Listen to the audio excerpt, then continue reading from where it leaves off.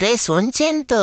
আজ বানাবো গ্রামের খাসা স্বাদের লেট্টা মাছের পেঁয়াজ ঝাল। যে স্বাদ মুখে দিলে একবার মনে হয় আহা, মায়ের হাতে রান্নার মতন আর কিছুই নাই। মাছগুলো বেশি কুটে ভালো করে ধুয়ে নিয়েছি। এর পরে হলুদ দেবো হাফ চামচ, লবণ দেবো আর উপরে ভালো করে ম্যারিনেট করে নেবো।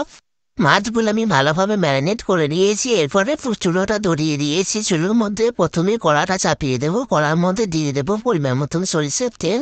মাছগুলোকে আমি একে একে ভেজে নেবো। 7-8 পিস মাছ আছে, একবারে ভাজা যাবে না, ভেঙে যেতে পারে। ওর জন্য আমি দুবার বেছে ভেজে নেবো।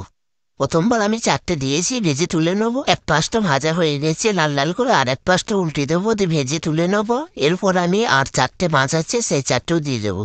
এই মাছ ভাজতে বেশি সময় লাগে না, 2-3 মিনিট সময় লাগে। 2-3 মিনিটের মধ্যেই ভাজা হয়ে যাবে, কিন্তু বেশি মচমচে করে ভাজলে হবে না। এই টাটকা মাছ জ্যান্ত, যেহেতু মাছের স্বাদটাই নষ্ট হয়ে যায়। আজ যখন ছোট ছিলাম মাঠে নেনা খেলাতে এই মাছগুলো ধরে আনতাম। চ্যাং চিংড়ি মাছ ঠিক এইভাবেই রান্না করে দিতেন। আমরা সব ভাই বোনে মজা করে খেতাম।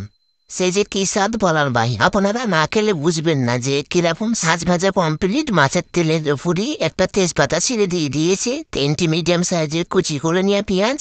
পেঁয়াজটা নাড়তে নাড়তে সোনালি কালার হয়ে আসবে, তখনই আমি একে একে সব মশলাগুলো দিয়ে দেবো। মশলার জন্য নিয়েছি আমি এখানে আদা, কাঁচা লঙ্কা, শুকনো লঙ্কা আর নিয়েছি জিরে, একসঙ্গে বেটে নিয়েছি। মশলা কাঁচা গন্ধটা চলে গেলেই এর উপরে একে একে মশলাগুলো দিয়ে দেবো। মশলার মধ্যে দিচ্ছি শুধু হলুদ আর স্বাদ মতো লবণ। যেহেতু কাঁচা লঙ্কা শুকনো লঙ্কা আমার সবই দেওয়া হয়েছে, এখানে শুধু হলুদ দেবো আর হাফ চামচ লবণ। মশলাটা সবকিছুর সঙ্গে একসঙ্গে মিশিয়ে এলে এরপর আমি দিয়ে দেবো 1 কাপ পানি। 1 কাপ পানি দিয়ে মশলাটাকে ভালোভাবে তেলটা ভাব করে নেবো। তেলটা ভাব হয়ে আসলেই এখানে আমি চুলের পানি দিই। মশলার ঝাঁঝে মনটাই খুশি হয়ে যায়। সব বেলার কথা মনে পড়ে যায়, সেই মায়ের হাতে রান্না, বসে থেকে খাওয়া, মা মেখে খাইয়ে দেওয়া, সেসব কথা সব মনে পড়ে যায়।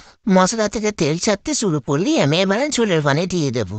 আমি বেশি চুলের পানি দেবো না, পরিমাণ মতো দেবো। ঘামাখা করবো, কেননা আমি একটু ঘুনা ঘুনা করবো। নাহলে যদি চুল খেতে চান তাহলে একটু পানির পরিমাণটা বাড়িয়ে দেবে। তরকারিতে বলক চলে এসছে, মাছগুলোকে আমি ঢেলে দেবো।